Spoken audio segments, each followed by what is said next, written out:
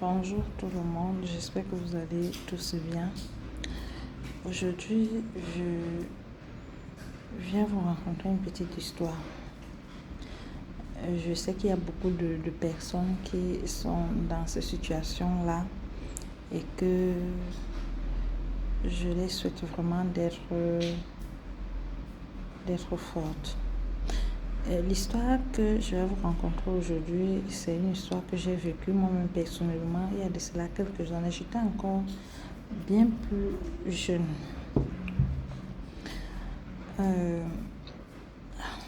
2012, je perds ma petite nièce et je l'aimais énormément.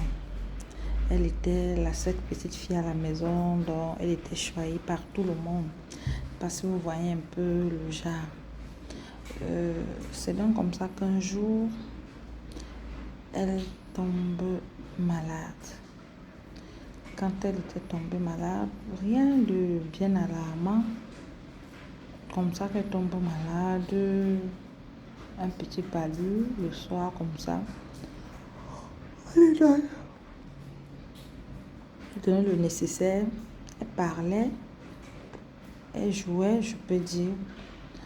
Le lendemain, au petit matin, elle était partie, elle était morte. Ceci m'avait tellement attristée que j'étais vraiment dévastée et déboussolée par son décès. En fait, nous étions tous à la maison. Je vous laisse imaginer la douleur de ma soeur qui était sa mère. Ce jour-là, mon tuteur n'était pas là, il avait un programme de prière. Mais le soir, donc, il devait passer la nuit à l'église pour ce programme de prière-là.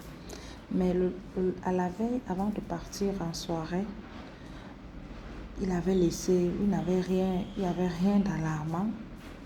Tout allait bien, il est parti. Quand on l'appelle au petit matin, c'était pour l'annoncer que ta fille est morte. Ce jour-là, nous étions vraiment tous dévastés à la maison. Je suis restée comme ça, j'ai demandé à Dieu, est-ce que tu es là-haut? Comment est-ce que tu peux permettre cela? Comment est-ce que tu peux nous infliger une telle souffrance? Et je tiens à rappeler ici que ce n'était pas le seul enfant qui mourra à la maison, c'était le deuxième. Le deuxième fils à ma soeur était mort des années auparavant. Donc après, puisque elle au départ, elle avait seulement fait des garçons. Donc c'était la seule fille. Imaginez un peu comment elle était choyée par tout le monde à la maison. Et subitement, elle part comme ça. C'était vraiment une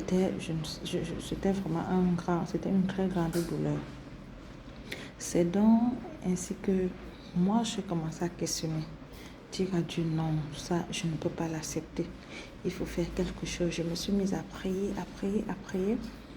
Et ensuite, j'ai demandé à mon tuteur, quel est ce Dieu-là qui peut laisser qui peut nous infliger autant de douleur? Quel est ce Dieu-là? Moi, je ne suis plus dans ça. J'ai été catégorique ce jour-là. J'ai dit non, moi je ne le prie plus, ça ne sert à rien, puisque de toute façon tu le pries, il y a toujours des malheurs. Tu fais si. J'étais encore plus jeune, je ne comprenais pas très bien. Mais ce jour-là, vraiment, j'ai été, comme on dit, j'étais déboussolée, j'étais dévastée. J'ai crié, j'ai tout dit à Dieu, je peux le dire ainsi. Je vous assure, j'étais tellement attristée. Nous étions tous à la maison, tout le monde, à sa manière, à sa façon, demandait les comptes à Dieu.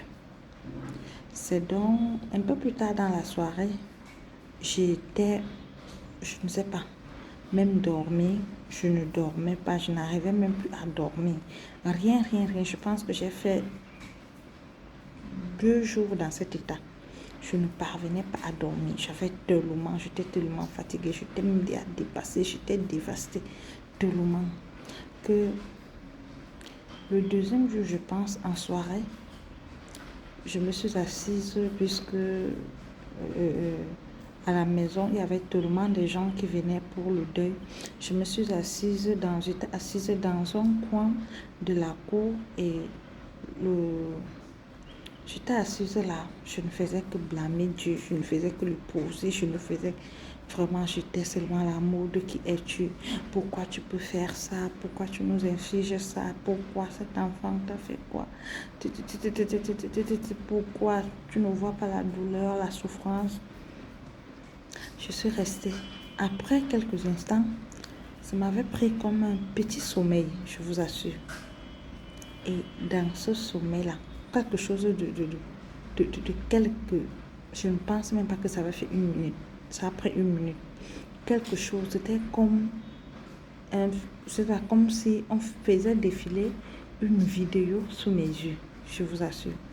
Je vois quelqu'un vient me tapoter à l'épaule et il me dit, regarde au loin. Et quand je regarde au loin, je vois Dorcas en train de jouer avec des enfants dans un endroit qui était semblable à un jardin. Je dis semblable, mais parce que je n'ai jamais vu je n'ai jamais vu une beauté pareille. Je n'ai jamais vu un jardin pareil depuis que je suis née. C'était tellement beau, donc je ne peux même pas décrire ce que j'ai vu. C'était tellement beau, je vous assure. C'était si beau. Et l'enfant elle était joyeuse, en train de jouer. Il me dit, regarde. Où préfères-tu que cet enfant soit, ici ou là-bas? Je vous assure que moi-même, je ne voulais plus quitter. Je ne voulais plus quitter, je vous assure. Je n'arrive pas, jusqu'aujourd'hui, je n'ai jamais eu les mots pour décrire. J'ai cherché à avoir quelque chose qui, je ne sais pas, qui ressemblerait à ce que j'ai vu ce jour-là. Je vous assure que je n'arrive pas. Donc, cette image est toujours là dans un coin de ma tête. Je n'arrive pas à l'oublier. Et je n'arrive pas non plus à bien décrire ce que j'avais réellement vu. Mais c'était quelque chose d'extraordinaire, quelque chose de tellement beau. C'était un endroit, je ne sais pas. Il n'y a pas son pareil sur terre. Je n'ai jamais fait le tour du monde, mais je vous assure que ce que j'ai vu, j'en doute. Et il y avait d'autres enfants. C'est comme ça que quand je reviens à moi, mon langage a changé. J'ai commencé à glorifier Dieu. Personne ne comprenait. J'ai commencé à glorifier Dieu. Quand je me suis levée, je vous assure que j'étais encore jeune. Je n'avais que 20 ans à l'époque. J'ai commencé à glorifier Dieu. J'ai commencé à glorifier Dieu.